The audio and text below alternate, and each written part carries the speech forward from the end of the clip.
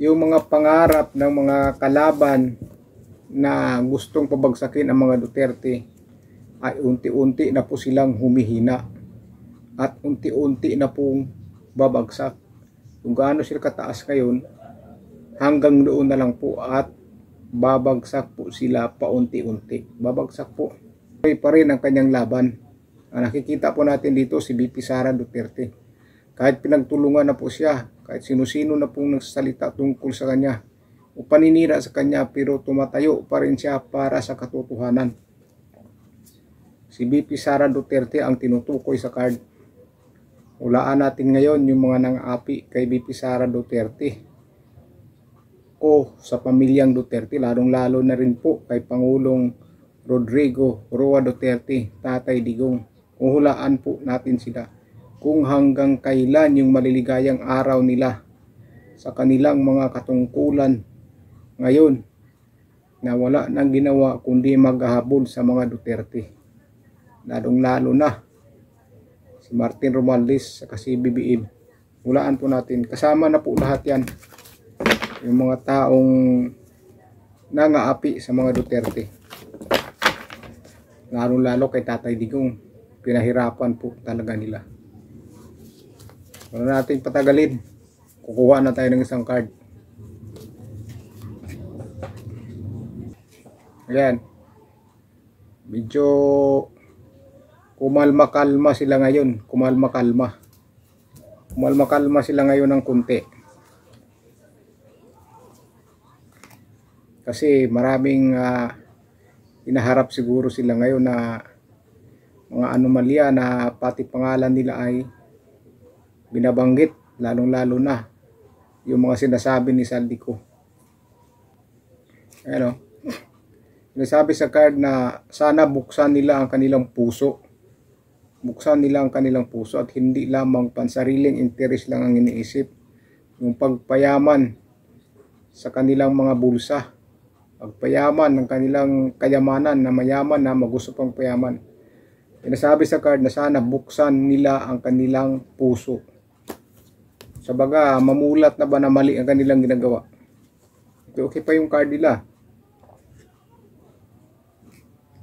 Talagang ginagamit yung pagka upo nila sa posisyon o pwesto. Talagang sinasamantala nila. Ginagamit nila para idiin yung mga gusto nilang alisin o gusto nilang mapakulong. Ginagamit nila yung kanilang kapangyarihan. Sabaga, sinasamantala nila para kung sino yung mga tao na ayaw nila ay patatahimikin nila, papakulong nila, kakasuhan. Ayan na, may isang babae na magpapalabas talaga ng katotohanan. May isang babaeng tatayo talaga at ilabas yung mga katotohanan ng katiwalian nila. Katiwalian nila yung lalaban na isang babae. Napakatapang itong babae na to. Kahit wala siyang kakampi halos sa mga opisyal ng gobyerno, tuloy-tuloy pa rin ang kanyang laban. Nakikita po natin dito si VP Sara Duterte. Kahit pinagtulungan na po siya, kahit sino-sino na pong nagsasalita tungkol sa kanya o paninira sa kanya, pero tumatayo pa rin siya para sa katotohanan. Si VP Sara Duterte ang tinutukoy sa card. Dahil yung kanilang mga pangarap nga ay hindi talaga buong matutupad. Nagkapira man sila ngayon, yumaman man sila ngayon, pero yung tuktok na gusto nilang tumagal dyan sa pwesto, yung gusto nilang talagang ikontrol ang mga tao, pati mga kalaban nila, patatahimikin nila, ay nagkakamali sila. Dyan po sila nagkakamali. Kaya ang mangyayari, kung hanggang saan sila ngayon kataas, ganun din kataas ang kanilang pagbagsak. Pupurnada po dahil lalabas po ang katotohanan.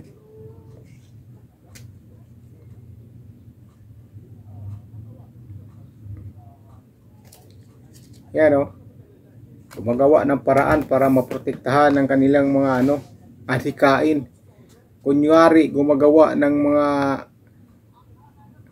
magandang gawain sa harap ng kamera. Tinutukoy nito si BBM. Si BBM, yung presidente natin ngayon. Siya ang tinutukoy nga nagpapakita ngayon daw ng kunyari nagtatrabaho pero may kamerang nakasunod.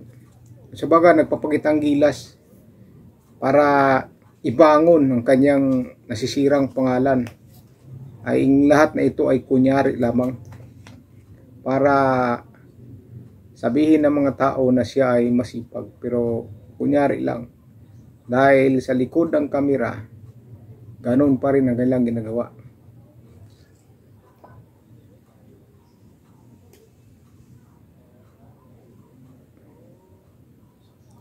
Yan, temporary lang ang kanilang kaligayahan o kasiyahan. Temporary lang, dahil hindi po galing sa taas yung kasiyahan na natamasa nila ngayon, kundi galing sa kadiliman. Hindi magandang ginagawa para lang sumaksis o maging masaya sa buhay. Kaya may hangganan ang kanilang kasiyahan, dahil kung galing sa taas o galing sa Panginoon yung kasiyahan na natatamasa mo, walang katapusang kasiyahan yan. Pero pag nanggagaling yan sa masama, may hangganan po yan at babagsak ka po talaga. Babagsak po talaga sila. Babagsak po. Hindi po sila magtatagumpay sa kanilang balak na tumagal sa pwesto at gusto pang hawakan ang lahat ng mga tao.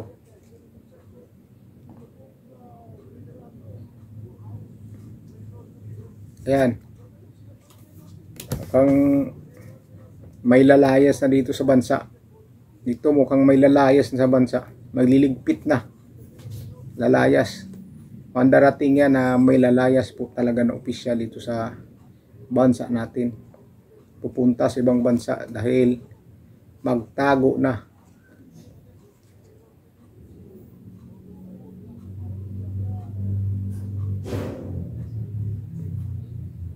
Ayan o.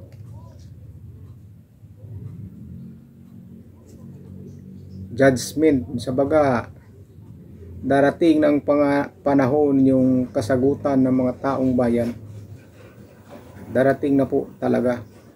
At magkakaroon po ng opportunity na may maupo na bagong pangulo. Kung sa baga, pag-asa. Pag-asa po. Darating po talaga ang judgmental dahil pakinggan o marinig sa taas yung mga panalangin ng taong bayan o karamihan na maging maayos ang bansa. May opportunity na po yung kasunod na upo. Mapapalitan po kung sino ba yung namumuno ngayon. Mapapalitan po. Darating po yan dahil didinggin na po yung mga panalangin ng taong bayan.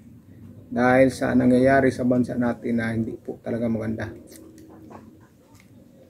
Ayan na po. Dumating na ang kanilang katapusan. Darating na ang kanilang katapusan. Matindi ang mangyayari sa kanila. Darating po ang katapusan nila. Malapit na yan. Darating na. At sila ay mapaparusahan. Mapaparusahan po talaga sila. Dito nga nakikita may mamamatay pa nga eh. May mamamatay pa. Natin alam kung may aatakihin sa sakit o ano. Basta may mamamatay daw.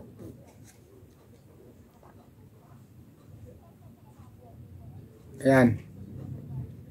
Nakalagay pa rin dito na sana buksan silang puso at ibigay na po yung posisyon.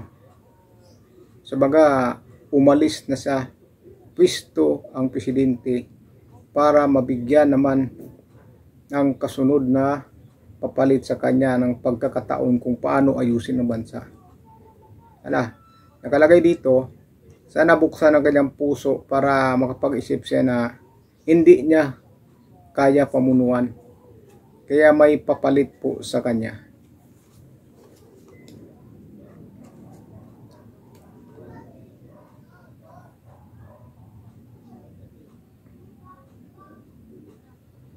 Yan o. Darating talaga ang hustisya. Darating ang hustisya. Yung pansariling interes nila ay hindi po obra. Darating at darating po talaga ang hustisya sa taong bayan na sobrang lugmok ngayon. At isang babae po ang bilang, isang babae po ang tatayo para ibangon ang bansang Pilipinas. At nakikita natin dyan, si VP Sara po ang nakikita natin dyan. VP Sara. Ayan na.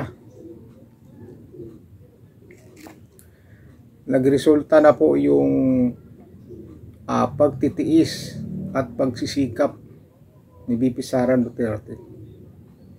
Magkakaroon po siya ng resulta o reward.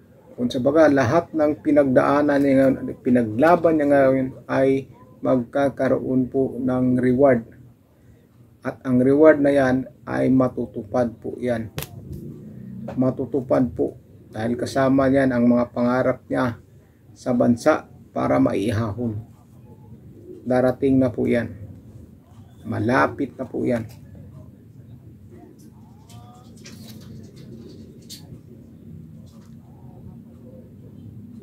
Yan. Yung pansariling interes lang ang iniisip na tumagal sa pwesto ay malaking kamalian dito. Malaking kamalian po yung ginagawa. Kaya pagdudusahan niya yan. Wala na pong iba dyan. Yung mga pinuno natin ngayon, yung mga leader natin ngayon, ng mga opisyal na may ginagawang hindi maganda, mapaparusahan po sila at pagdudusahan nila ang kanilang mga maling ginagawa. Pero yung mga ginagawa na maayos, tuloy-tuloy pa rin yan. Dahil hindi naman lahat po ay gumagawa ng masama. May mga natitira pa rin kahit papano. Ayun o, ganun ulit o. May magsilayasan na po. Ayun o. May magsilayasan. May inalis na tao, pinatago, lalayas na po, magtatago na po. Ayan, magtatago na po siya, lalayas na po sa kanyang kaparusahan. Dahil natakot na makulong ang mga parusahan, lalayas sa bansa, lalayas po. Darating na po ang paghusga talaga. Darating na yung sinasabi nating karma na dahil sa mga maling ginagawa. Ganun ulit. Ang hindi nila inaasahan na sila ay babagsak ay mangyayari. Babagsak po sila mula sa taas. Babagsak po. Babagsak po sila mula sa ilang inaabot ngayon. Bigla silang babagsak at magulat na lang sila. Yan ang mangyayari sa mga taong hindi gumawa ng tama at may mga inaapakang tao at inaapi.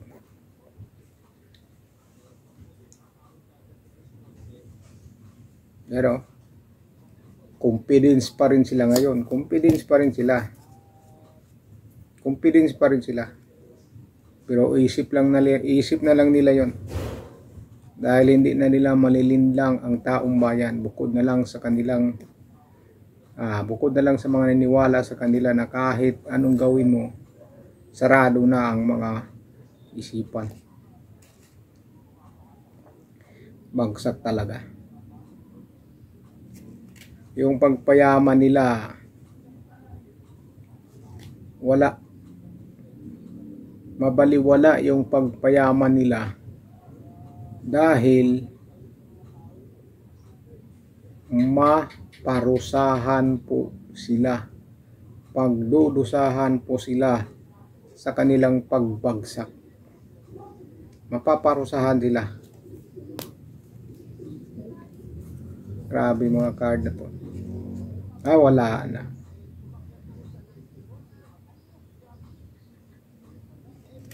Wala na. Disaster na ang darating sa kanila. Wala na silang lusot. Kaya maiba dyan, tatakbo, aalis, lalayas. Pag alam na nilang gipit na sila o ipit na sila, magkanya-kanyang si Alisa na, magsabaluta na. Last card tayo. Ayan na. Hinahabol na po sila. Hinahabol po talaga sila. Yung lahat na may kasalanan ay hahabulin para paglusahan ng kanilang nagawang kasalanan sa bansa. Para magkaroon ng hustisya ang taong bayan na sinasamantala nila. Yan. Yung mga pangarap ng mga kalaban na gustong pabagsakin ang mga Duterte ay unti-unti na po silang humihina at unti-unti na pong babagsak. Kung gaano sila kataas ngayon, hanggang doon na lang po at babagsak po sila paunti-unti. Babagsak po. So, yun lang po.